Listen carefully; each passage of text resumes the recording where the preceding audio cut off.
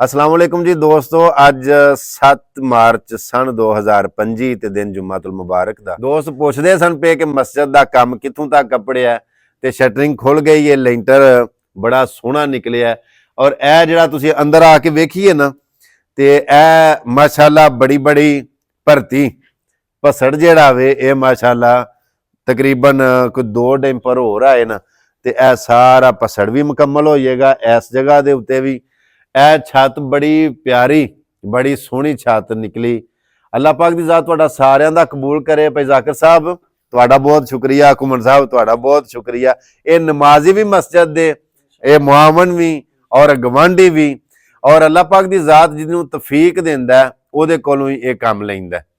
हुण मस्जिद दा काम इत्थों तक पहुँच आया है। तुसीं वेंदे हो पे कि हुण मस्जिद दी वायरिंग दा काम जिहड़ा है ये शुरू होए है, यानी कि झरियां मारदे ने पे मस्जिद की वायरिंग वो इंशाल्लाह पैप शैप पा के, क्योंकि ये वायरिंग वाले पैप यानी कि झरियां मार के ये मुकम्मल होएगा प्रोसैस ते फिर उतों ये दीवारां प्लस्तर होणगियां। हाँ जी, फिर ए भसड़ जिहड़ा वे जिहड़ा असां मिट्टी सटाई ये बराबर करके सवारे करके इहदे उत्ते फिर फर्श कच्चा किया जाएगा, फिर कंधां प्लस्तर होणगियां ताकि पानी नीहां दे विच ना जावे।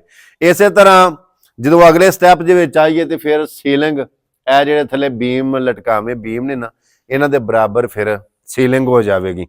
फिर अगला काम मस्जिद दे विच पानी दे साफ पानी यानी कि वजू करने वास्ते, यानी जिन्हां नमाजियां ने वजू करना में इबादत करनी है, साफ पानी वाले बोर की भी जरूरत पैनी है। इस तरह जे फिर स्पीकरां दी उन्हां दी जरूरत पेगी। इस तरह जिवें मतलब लाइटां दी जरूरत पेगी, यानी कि दरवाज़ियां दी, खिड़कियां दी, शीशे दी, अलमोनीयम दी, सफ़ां दी, कालीन दी, मार्बल दी, यानी कि स्टैप वाइज जेडे ये काम ने वो आस्ता आस्ता इन्हां दी जरूरत।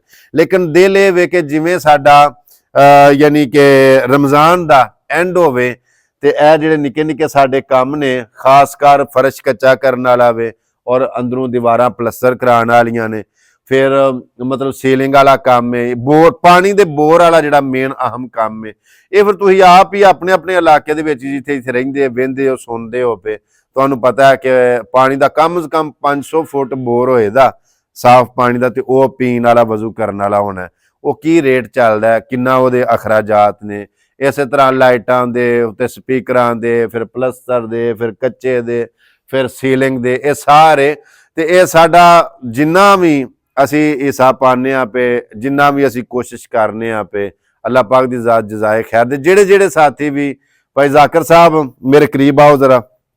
भाई जाकिर साहब माशाअल्लाह बड़ी दिल लगी दे नाल, बड़े मुहब्बत दे नाल, बड़े प्यार दे नाल, बड़े चाह दे नाल इस मस्जिद की खिदमत वास्ते नाल नाल ने। अल्लाह पाक दी ज़ात इन्हां दा कबूल फरमावे। घुमन साहब तुहाडा बहुत शुक्रिया।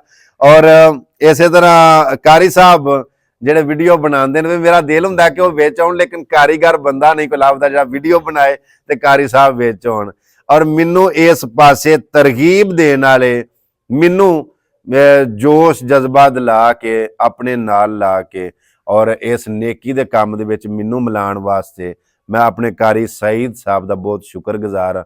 अल्लाह पाक दी ज़ात इन्हां दियां कोशिशां काविशां मेहनतां बड़ी बारगाह दे विच कबूल फरमावे और तुहाडे सारे साथियों का तावन हिस्सा कबूल फरमावे।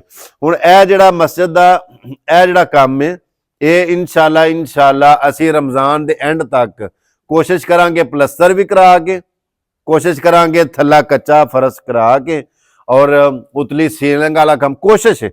और हिम्मत मरदा मदे खुदा जिवें कोशिश करांगे अल्लाह नीयतां नूं फल लांदा। और रमज़ान दे एंड ते इंशाल्लाह इत्थे नमाज पढ़ी जाएगी।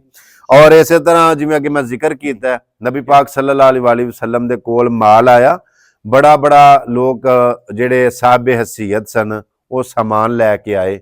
एक सहाबी सन उन्हां दे कोल सिर्फ मुट्ठी भर खजूरां सन, वो चकदे सन। उन्हें आखिया मेरे को सिर्फ इन्ना क सारा माल है तो मैं किवें, मतलब ना शर्मांदे सन कि इन्ना क सारा माल। नबी पाक सल्लल्लाहु अलैहि वसल्लम जी इस चीज़ का पता लगा ना तो उन्होंने ओहदियां खजूरां मुट्ठी भर खजूरां सारे माल दे उत्ते खिलार छड़ियां ते फरमाया सारे माल दे बराबर तेनू अजर मिल गया, नीयत नूं अजर मिलदा। ਨੀਅਤਾਂ ਨੂੰ ਫਲ ਲੱਗਦੇ ਨੇ। ਸੋ ਅੱਲਾਹ ਪਾਕ ਦੀ ਜ਼ਾਤ ਤੁਹਾਡੀ ਨੀਅਤ ਦੇ ਮੁਤਾਬਕ ਤੁਹਾਨੂੰ ਅਜਰ ਅਜ਼ੀਮ ਅਤਾ ਫਰਮਾਏ, ਅੱਲਾਹ ਕਬੂਲ ਕਰੇ।